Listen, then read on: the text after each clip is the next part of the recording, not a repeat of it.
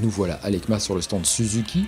Alors chez Suzuki, il y a des nouveaux coloris pour le GSX-S 750, mais il y a surtout une grosse nouveauté qui est le V-Strom 1050. Alors 1050, ça n'a rien à voir avec la cylindrée, puisque la cylindrée est conservée. Par contre, le moteur gagne de la puissance pour atteindre maintenant 113 chevaux et il est prêt pour la norme Euro 5.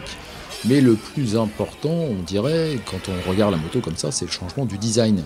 Parce que le design n'est pas sans rappeler le glorieux passé de la marque, notamment avec la DR800 de Gaston Rayet par exemple, qui est d'ailleurs exposé sur le stand Suzuki. On reconnaît les coloris et évidemment le bec de canard et le phare carré à l'avant.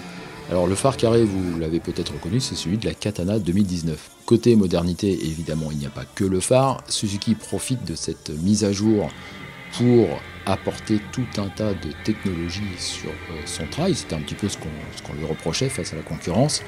Cette électronique permet d'offrir des modes de conduite, un régulateur de vitesse, le contrôle de traction, la prise USB, un écran digital, l'ABS en courbe, l'aide au démarrage en côte, le contrôle de l'assiette sur les freinages en descente, et même lorsqu'on roule en duo, tout ceci est pris en compte par l'électronique.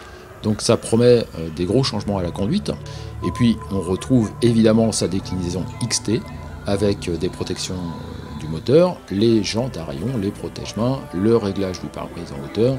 Pour aller vraiment dans le passé, Suzuki nous proposera peut-être une version Jebel. Pour l'instant, on a donc deux versions Suzuki V-Strom 1050 et Suzuki V-Strom 1050 XT pour 2020. Encore un petit peu de patience.